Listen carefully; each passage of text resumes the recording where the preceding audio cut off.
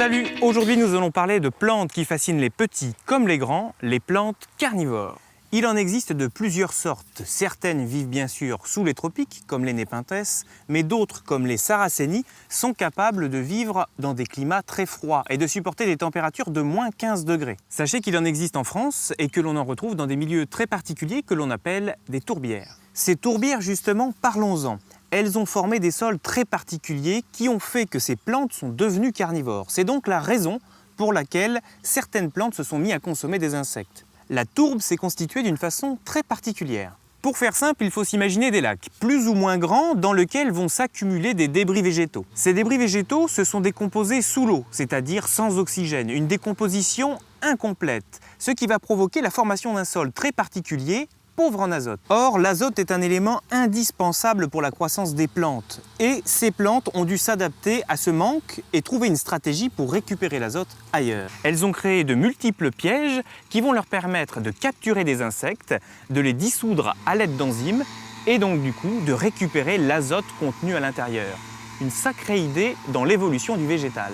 Justement, ces différents pièges, à quoi ressemblent-ils? On se retrouve en deuxième partie pour le découvrir. En attendant, je vous laisse avec Arnaud.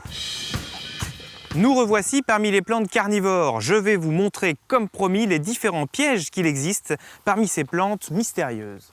Première plante, les Drosera. Des plantes que l'on retrouve assez facilement en France dans les tourbières. Ces plantes ont une particularité, elles ont un piège sur leurs feuilles avec de légers petits poils à l'extrémité desquels nous trouvons une pointe de colle, comme une glu.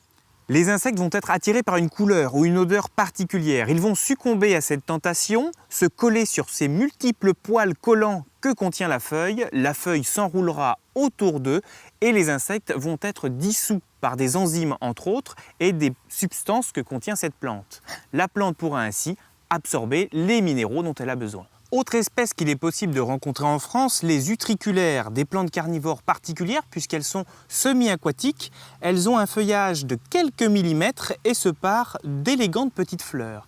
Mais leur piège est tout aussi particulier. Ce sont des espèces d'outres qui vont, une fois qu'une larve de moustique par exemple va se mettre à proximité, s'ouvrir, les absorber et consommer ces petites larves aquatiques.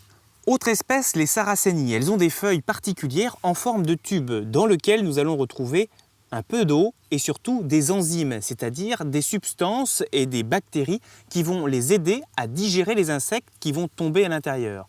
Insectes qui vont être attirés par là aussi une couleur particulière que seuls eux peuvent voir et parfois même par des odeurs spécifiques. Petite particularité, cette plante a comme un parapluie au-dessus, tout simplement pour ne pas que l'eau du pluie remplisse ce tube et puisse diluer trop fortement ces espèces de sucs gastriques qui lui permettent de digérer. Et enfin, une plante carnivore que vous connaissez probablement tous, la fameuse dionée.